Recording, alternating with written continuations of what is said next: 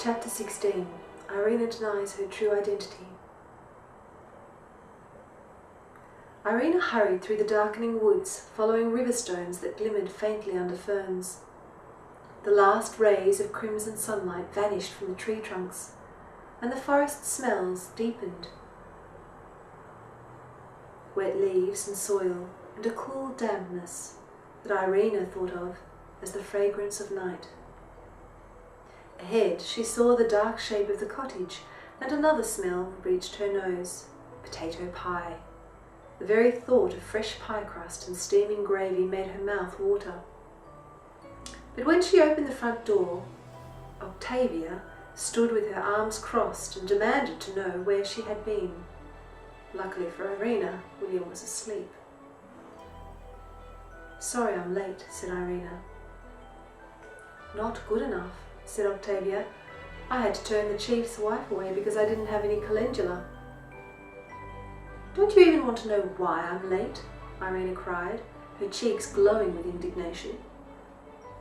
"I expect you to come home when you say you will. You're grown up now." Irina set down the basket with a thump and began emptying it of its contents.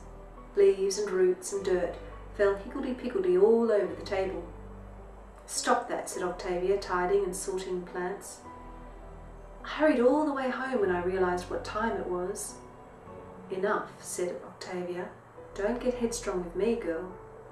She plunged her hands into the green stuff and felt something firm and leathery. She pulled out one of Razel's leather jacks with its cork stopper. "What's this?" "That's what I was about to tell you," said Irina. "An old woman gave it to me." "What old woman?" "So now you want to know, do you?" said Irina, still fiery. Octavia's eyes widened, and she slapped Irina hard enough to make her gasp. The wolf girl sat down suddenly, holding her cheek, and turned to William for sympathy.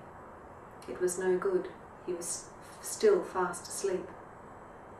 "Calm down," said Octavia. "You're like one of the hens." Irina bowed her head and took a deep breath. In a low voice she said, "I met an old woman in the woods. She had white hair and dark eyes, and there was a hare that followed her like a dog."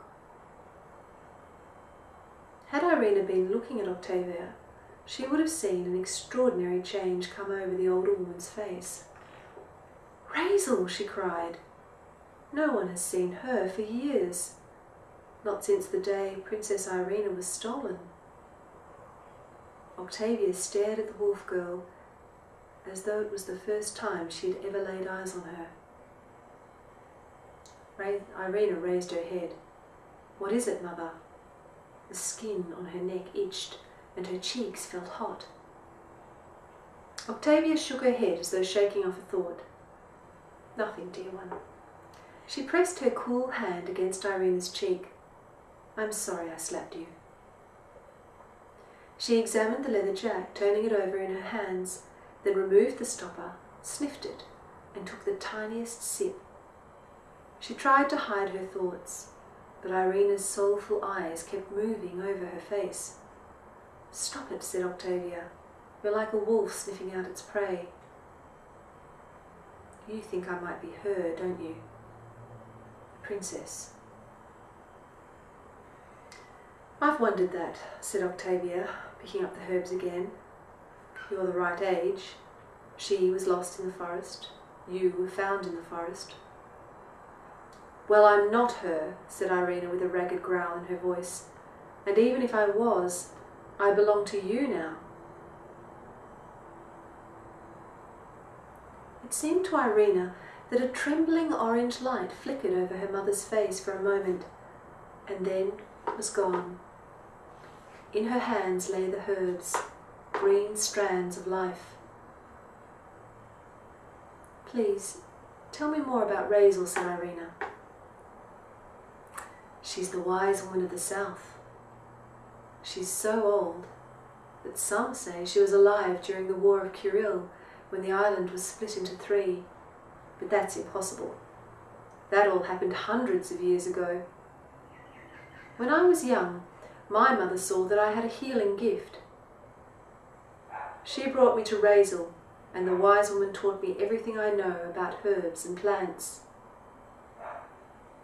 Then you know all about her? Oh yes, I was her student. She showed me how to tame and heal animals, birds, and people. She taught many women these things. Could she speak? Of course. She can't speak now. I think she's mute. Said Octavia, and her hair's white. Maybe she's going through some kind of trial. She showed me a book. She even let me hold it. I wanted to read it. Can you read, Octavia? Not really, child. Razel showed me the letters a few times, but I had no desire to learn. Everything I need is in the earth and the trees. Sometimes the sprites whisper in my ears. But would you remember the letters? Maybe, said Octavia, if I tried. What's the potion that Razel gave me? Courage and healing.